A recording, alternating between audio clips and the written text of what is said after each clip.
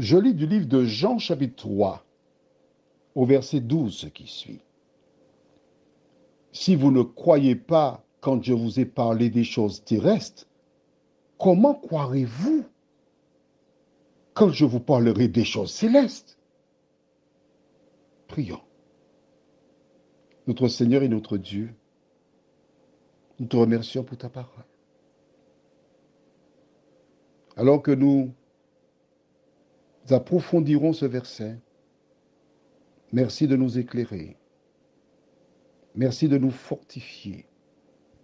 Merci de nous vivifier. Et que ton esprit nous dirige dans toute la vérité. Au nom de Jésus pour ta gloire éternelle. Amen.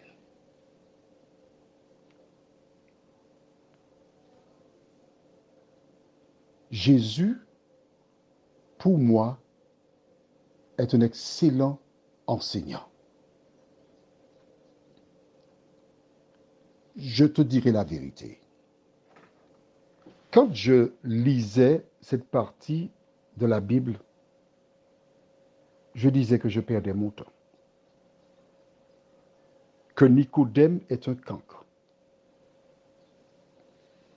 Il fait perdre du temps à Jésus.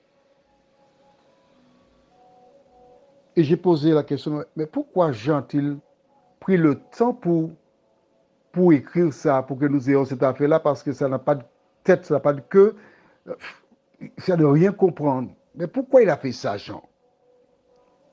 Et tandis que je réfléchissais à cela,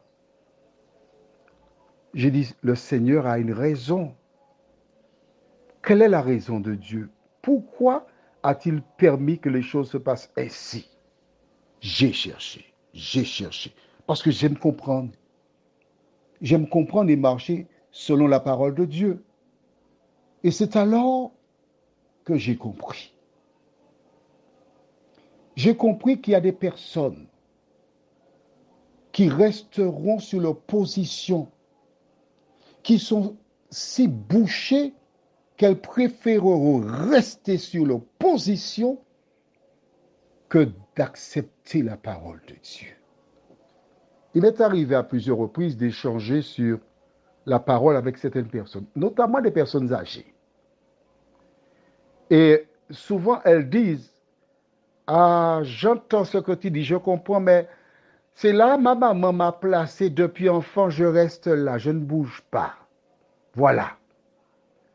Elles sont fidèles à un enseignement antérieur, même si elles disent qu'elles comprennent, elles voient. Mais elles font comme ces gens qui interprètent cette chanson du carnaval. Je suis déjà là, je reste.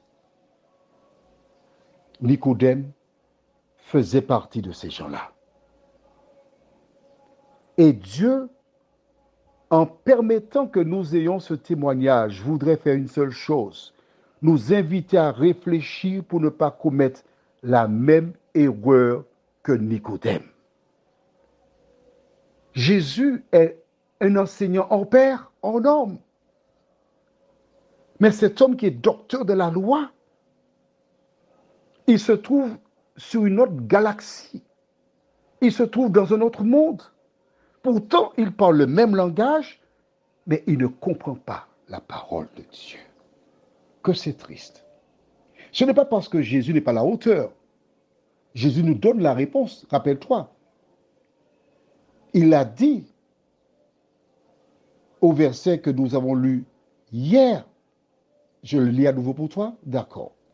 En vérité, je te le dis, nous disons ce que nous savons et nous rendons témoignage de ce que nous avons vu et vous ne recevez pas nos témoignages.